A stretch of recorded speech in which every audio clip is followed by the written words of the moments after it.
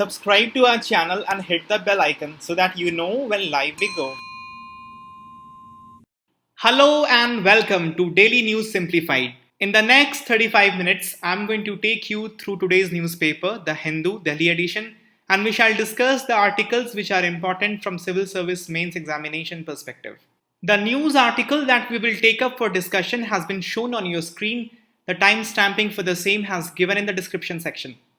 75% of mains is about answer writing. Although you are benefiting immensely from the DNS, but your benefits can be enhanced even more if you do answer writing practice. In this regard, we have started weekly answer writing program based on articles that are discussed in the DNS. If you go to our ELEARN platform, there is a tab Mains Assignment Questions. If you click on this, you will get the list of all the questions that have been posted. The question for this week that has been posted today is this. The locals first policy pursued by some of the state governments promotes regionalism and would lead to social and economic fragmentation of the country. Discuss. To post your answer, you click on the question and then a dialog box will appear. In the dialog box, there is an icon. You click on this icon and then you can upload the image of your answer. All those of you who will submit the answer before 26th end of the day will get their answers evaluated by the teachers of RAU'S. So please show some enthusiasm and write the answer. Our first article will be the first article from the first page. It says, Supreme Court will hear Rajasthan Speaker's plea against High Court order. Political development is unfolding in the state of Rajasthan, and so far what has happened is this. The Speaker of Rajasthan Assembly has issued show cause notices to 19 MLAs on July 14th and asked them to reply to the notices in 3 days. This number 3 is important because we'll come back to this. This prompted these MLAs to go to the High Court.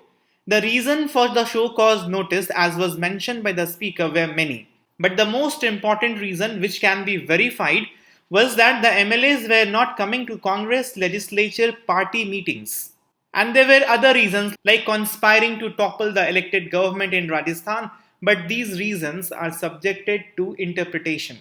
The High Court admitted the petition and in its interim order requested the Speaker to defer the proceedings after it has given its final judgment, that would be on 24th. But Speaker challenged this interim order of the High Court and it went to the Supreme Court. Supreme Court accepted the petition of the office of the Speaker and the hearing will begin from today. The most important legal and constitutional aspect in the entire issue is this. Can the High Court stay the proceeding initiated by the Speaker under the anti-defection law? Anyways, since the hearing in the Supreme Court has started, we will get our answers very soon. But for now, let us understand what were the fundamental legal and constitutional issues involved.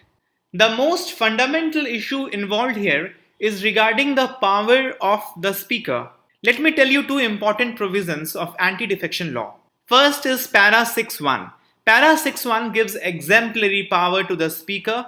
It says, if any question arises as to whether a member of a house has become subject to disqualification under this schedule, the question shall be referred to the decision of the chairman or the Speaker, and his decision shall be final. See, whenever there is a complaint against disqualification of a member under anti-defection law, the Speaker can either accept the complaint or he can reject the complaint. If he rejects the complaint, he has to give the reasons in writing. If he accepts the complaint, there is no requirement of giving the reason because the proceeding will begin anyways. And once the proceeding has begun, the Speaker will take his or her final decision. The decision will be coming under the judicial review. The decision could be right, the decision could be wrong. That will ultimately be decided by the courts. But the courts will not interfere in the process of decision making by the Speaker. Only the final decision will come under judicial review. So in this regard, exemplary power has been bestowed in the office of the Speaker or the Chairman. Second important provision of anti-defection law is Para 2.1. Para 2.1 lists down the grounds of defection and hence disqualification. Number 1, if the member of the House voluntarily gives up membership to his or her political party. Number 2, if he or she votes or abstain from voting contrary to any direction issued by the political party to which he or she belongs. This necessarily is a proceeding activity within the House. And that is the contention of the legal representative of the 19 MLAs to whom the show cause notice was served. According to him, a whip should be restricted to within the assembly. Applying on incidents outside the assembly would allow its misuse by the political parties against the elected representatives. The argument also is that a party member is free to defy the party's whip or its direction outside the House. Nowhere in the Quijotto-Holohan judgment. Quijotto-Holohan judgment given in 1992 sets the guiding principle for application of anti-defection law. And nowhere in the Quijotto-Holohan judgment it was said that defying a party whip outside the House amounts to defection. So the second criteria does not apply. And even the first criteria does not apply according to one set of argument. Because the 19 MLAs have not voluntarily given up the membership to their political party. So initiation of the process of disqualification is not legally maintainable. That is one argument. The counter argument is there is no need for formal resignation. Giving up membership can be inferred from the members' conduct. And this was said by the Supreme Court in Ravi Nayak case in 1994. If it can be proven that the members are in engagement with the opposition party to form an alternative government and they are working against the interest of their political party, then their action has said it already that they have voluntarily given up the membership to the political party. A similar situation was there in Karnataka, and the Karnataka's MLA's disqualification by the Speaker was upheld by the Supreme Court. It has also been said by the Supreme Court that failure to attend party meeting was a ground for attracting defection under para 21A, which is this: voluntarily giving up the membership of political party. Since there is a legal precedence in this case that not attending party meetings can also be a ground for disqualification, disqualification seems to apply under para 21A. But finally, Supreme Court will settle the issue. The crucial question then is, was the High Court of Rajasthan within its jurisdiction to stay the show cause notice given by the Speaker to 19 MLAs? Let's see both sides of the argument, and Supreme Court will tell us whether the High Court had the jurisdiction or not. The first side of the argument is High Court's intervention is premature because the Speaker is yet to decide on the issue of disqualification and presently has issued only a show cause notice. Supreme Court in the Quijotto-Holohan case specifically barred any judicial intervention prior to the decision-making stage. Judicial review will happen once the decision has been taken by the Speaker. To say technically, the Speaker has the right to be wrong. Let him take the decision, and whether the taken decision is right or wrong, that will be decided once the decision has been taken. Any interim order staying the Speaker's notice will amount to stay the operation of para 21A because initiation of the process has to be done by the Speaker. And if you are staying the process initiated by the Speaker, you are putting the law at rest. Because effectively you are not allowed the law to operate if you are staying the show cause notice itself. There is another constitutional argument that the High Court's interim order is violative of Article 212. Article 212 says that any proceeding going in the House will not be interfered by the court. Proceeding of the House has to be managed by the House itself.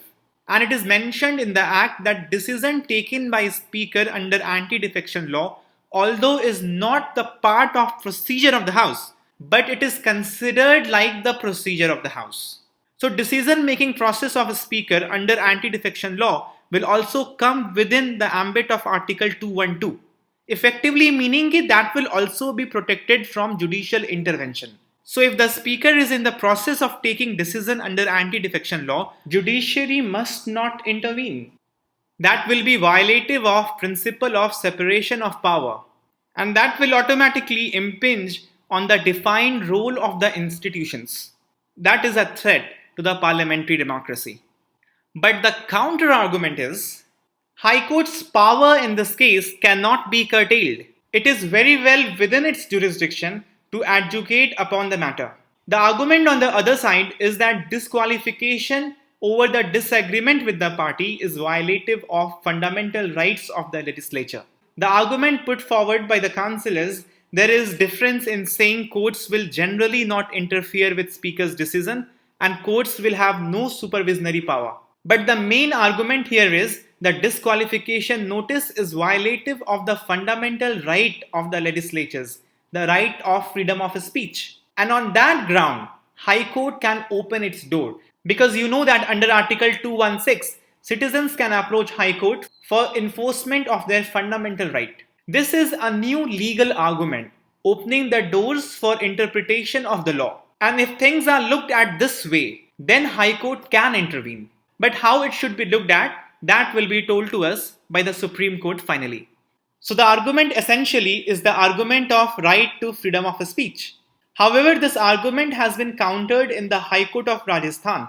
It has been said that Supreme Court in the Kihoto Holohan case has upheld reasonable restriction on free speech on legislatures. But what that reasonable restriction exactly is, and what are the activities allowed or not allowed within the ambit of this reasonable restriction, that is a grey area. And perhaps Supreme Court will clarify this. One of the points on which the Speaker of the Rajasthan Assembly is definitely on the wrong footing is the time limit that was provided to reply to the show cause notice. As per the rule, there must be given at least 7 days. But Speaker gave only 3. But a legal precedence has been given by the other side, which is Ravi Nayak case of 1994. In this case, Speaker gave only 2 days for the reply instead of 7 days. But Supreme Court upheld the Speaker's decision. The argument then given to the court was that Speaker cannot be blind to the fast unfolding political development in the state. If there is a fear of horse trading and deliberate attempt to topple the government, in that case the Speaker can cut short this time period. Also, there is another legal argument that mere violation of rules will not make the Speaker's decision void. Natural justice is not dependent on number of days given for response. The Speaker cannot shut his eyes to the developments happening fast in the state. But can this be made a norm? Did the Speaker apply his mind before giving a short period of time of 3 days to reply to the show cause notice? These are the things that Supreme Court might get into. And these are the constitutional and legal questions involved in the entire case. I've given you the argument from both the sides, but you have to make your mind only after Supreme Court has given its judgment. This article is from page number 7. It is titled Transforming Higher Education. Although it's a short article and it's based on mostly non-employability of our graduates. But we will discuss it in a wider perspective because health and education, these are two things from where questions are asked every year. You must have a separate notes on higher education, on primary education, and on vocational education. It will not only help you in GS paper 2 because health and education are such things which are also asked in essay paper regularly. Let us discuss the general issues which are ailing our higher education. Our higher education system is dealing with the problem of shortage of resources. Nearly 65% of UGC budget is utilized by the central universities and colleges affiliated to them. But however, the bulk of enrollment happens in the state universities. So the state universities naturally fall short of the required fund.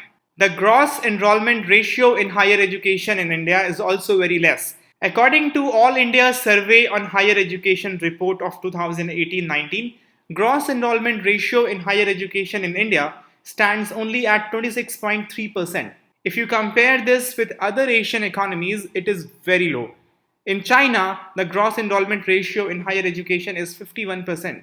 In South Korea, this is 94%. Malaysia, 45%. Indonesia, 36%.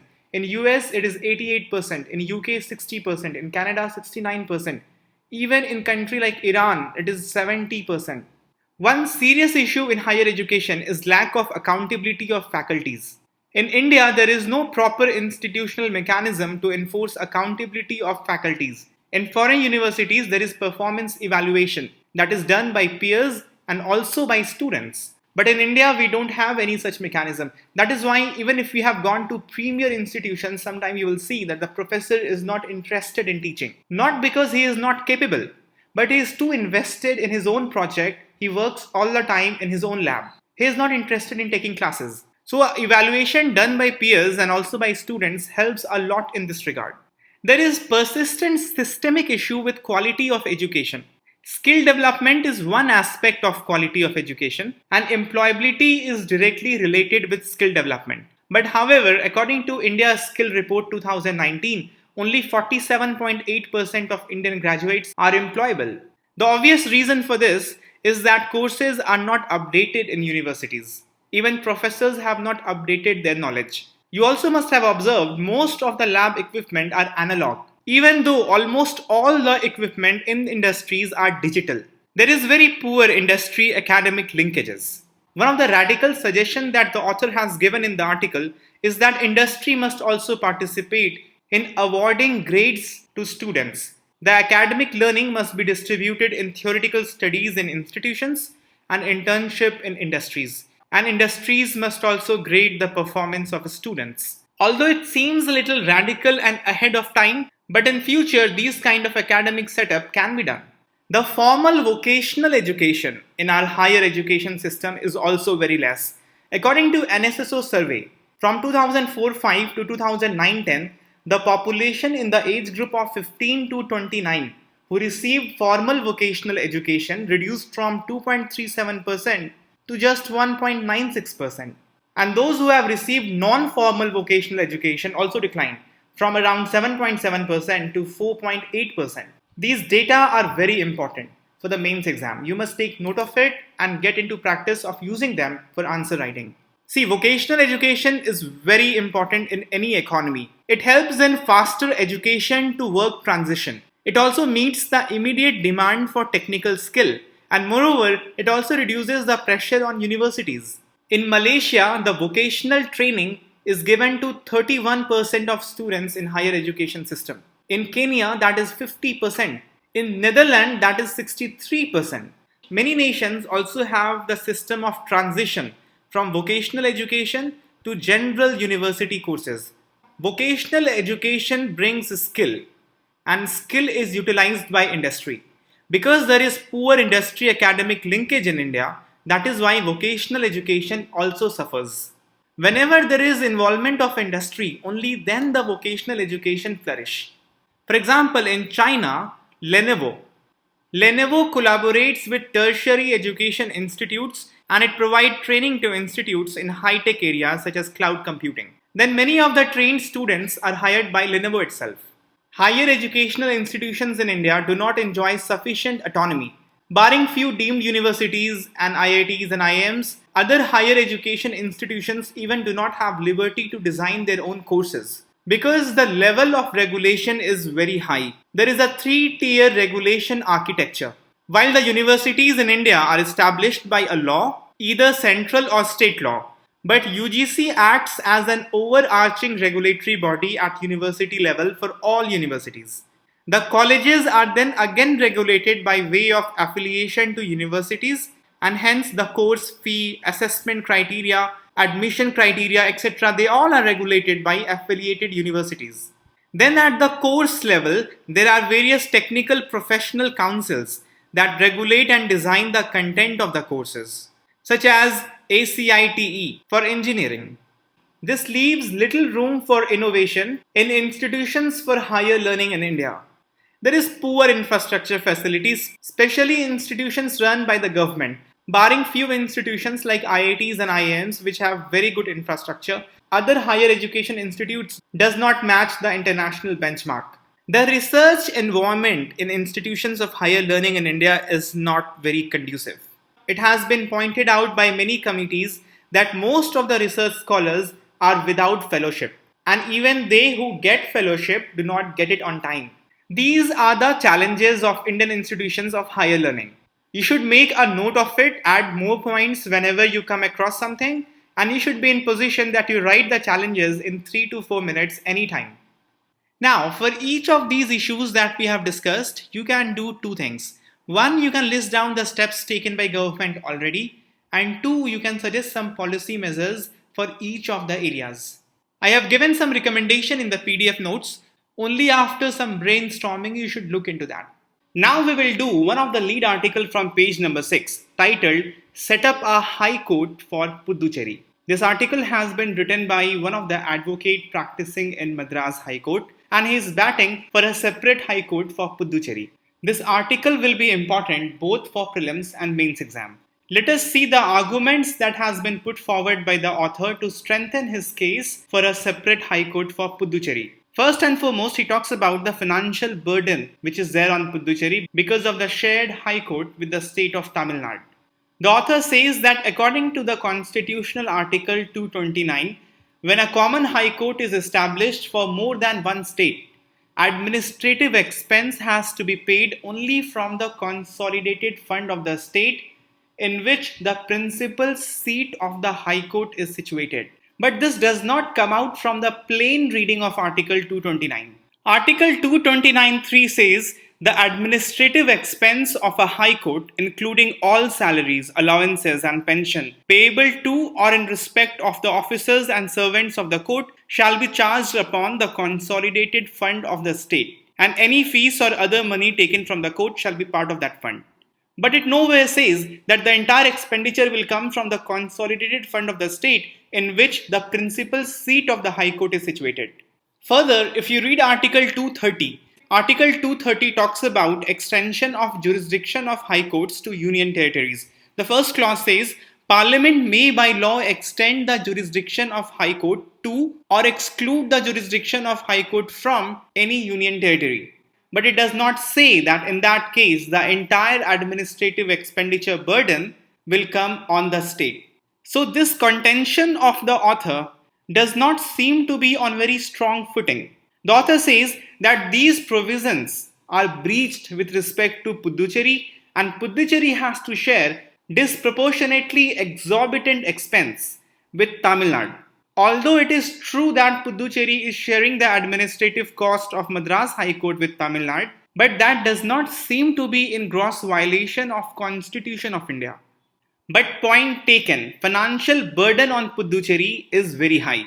And if it gets its own High Court, then that burden will be released because administrative expenses of a High Court at the Union Territory shall be drawn from the Consolidated Fund of India. So getting its own High Court will obviously release the financial burden. Apart from that, Supreme Court in one of its judgment observed that judicial strength must be increased from the present 12 to 13 per million to 50 judges per million. Since the population of Puducherry is very less, so the judges to population ratio can easily be increased even with 4 to 5 judges at its own High Court.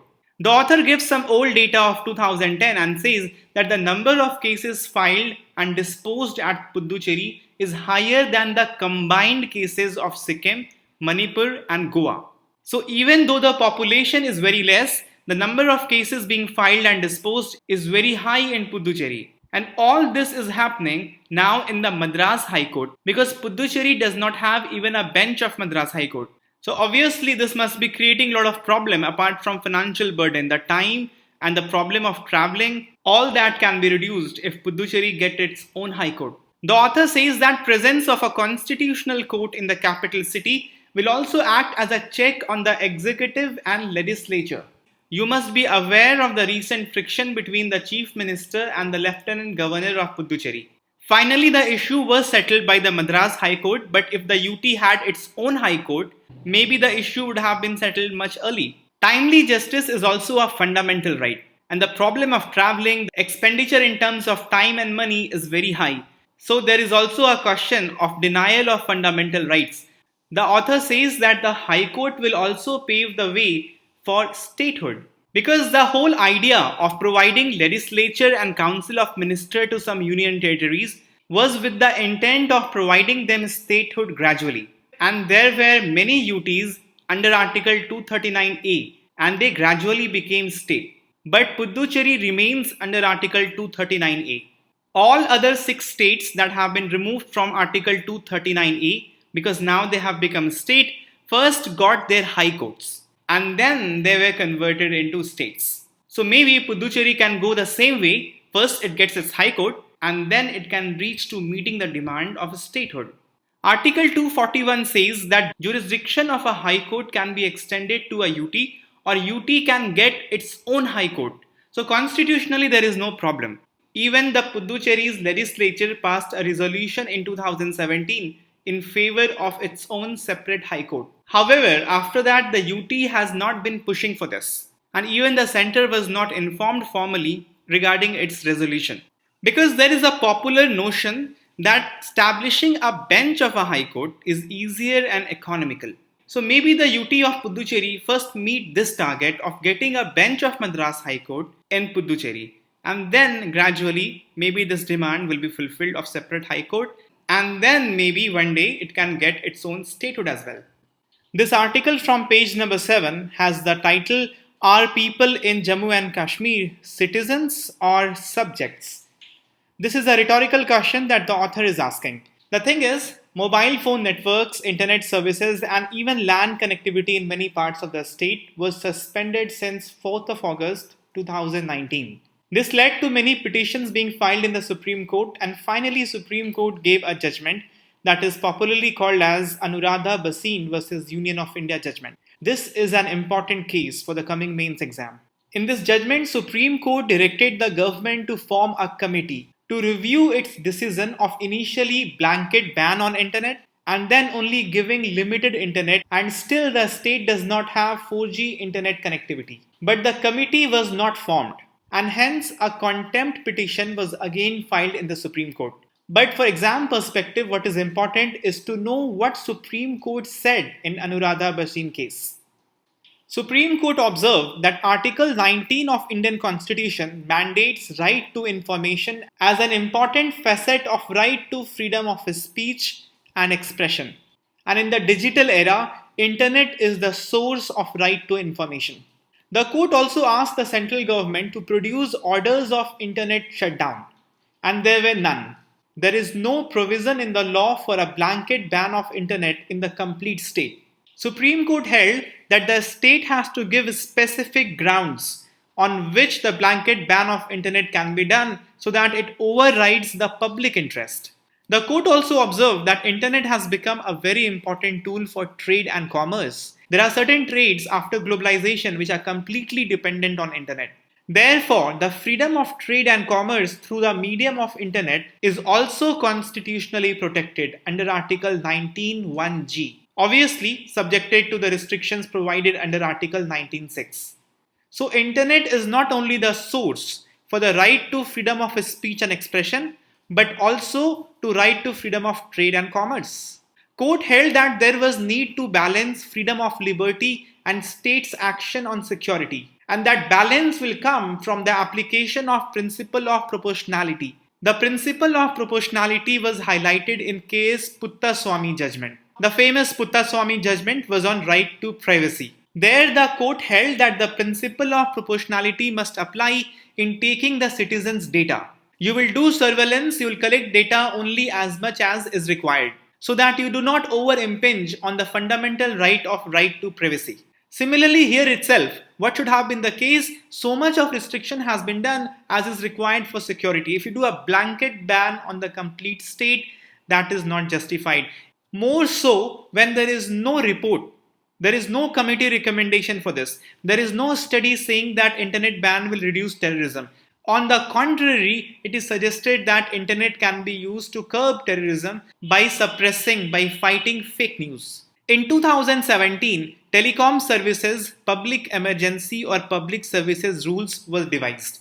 Before 2017, the internet shutdown was done in ad hoc manner. It could also be done by district magistrate, by chief minister, by central government, whoever wishes in ad hoc manner they used to do.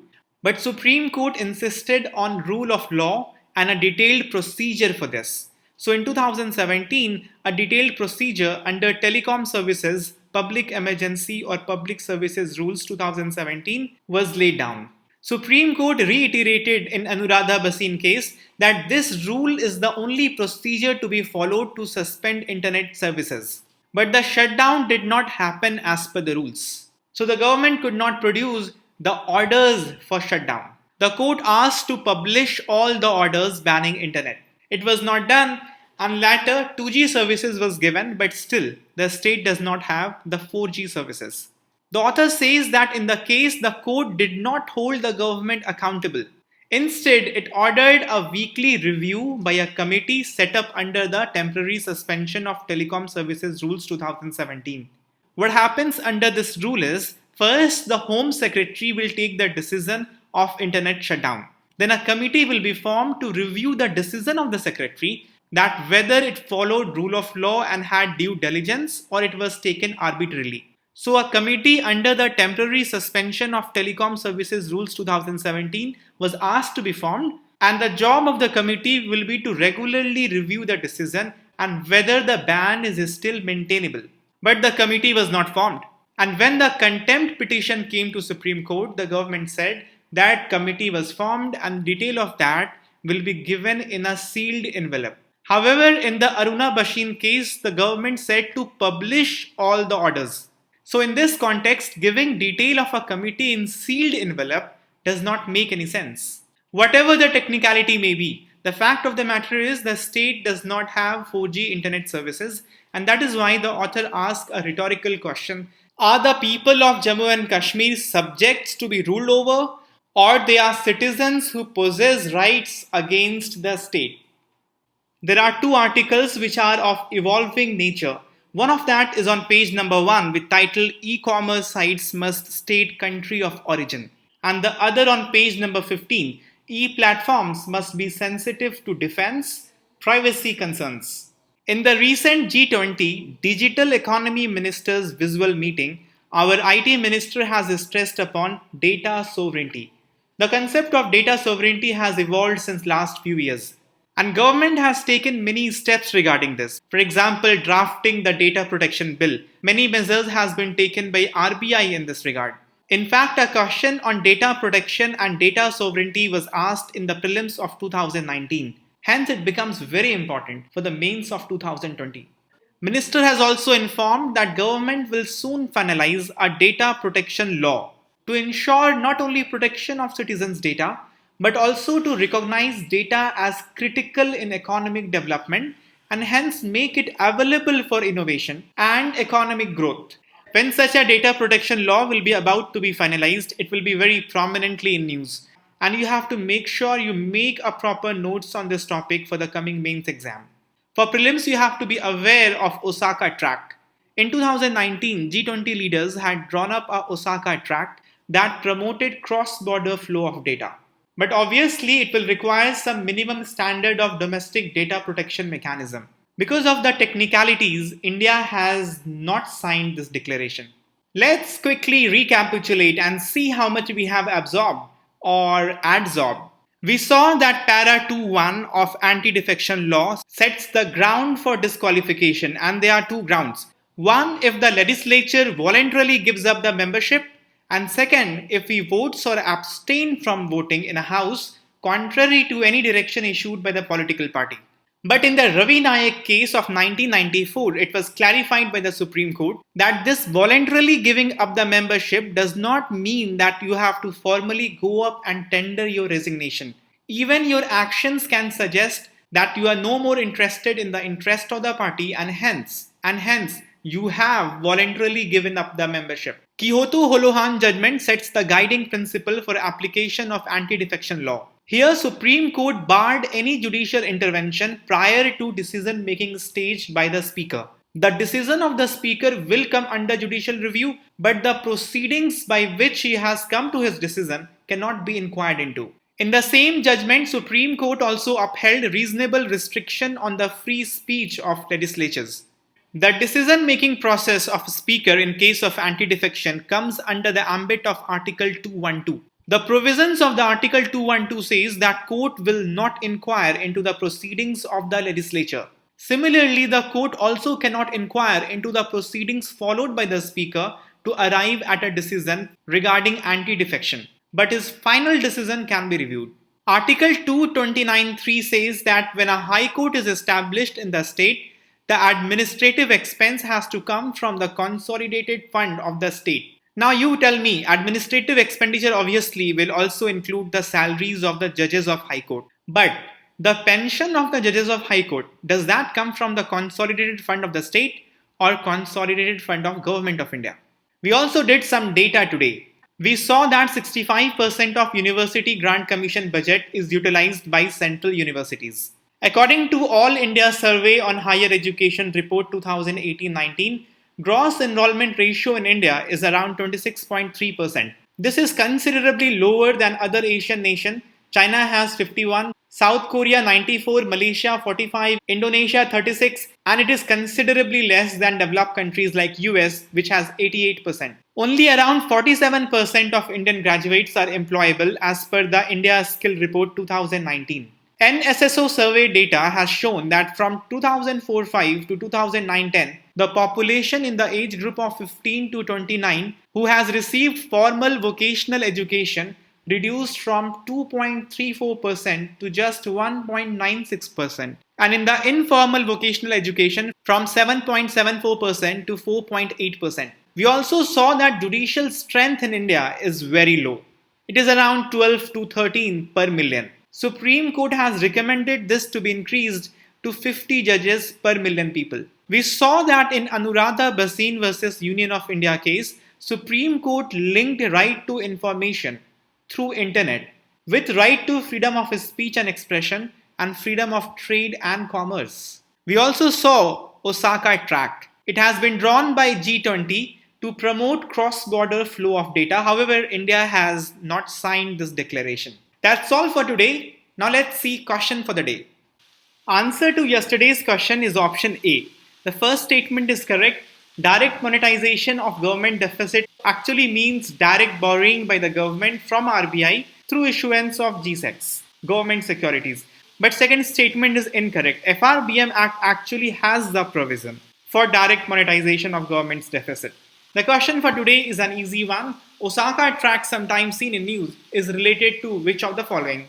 Free trade zone, digital connectivity, data exchange and data flow, or e-governance. The options are very close, but you have to choose the most appropriate option. Thank you very much. Take care and try to attempt the mains question.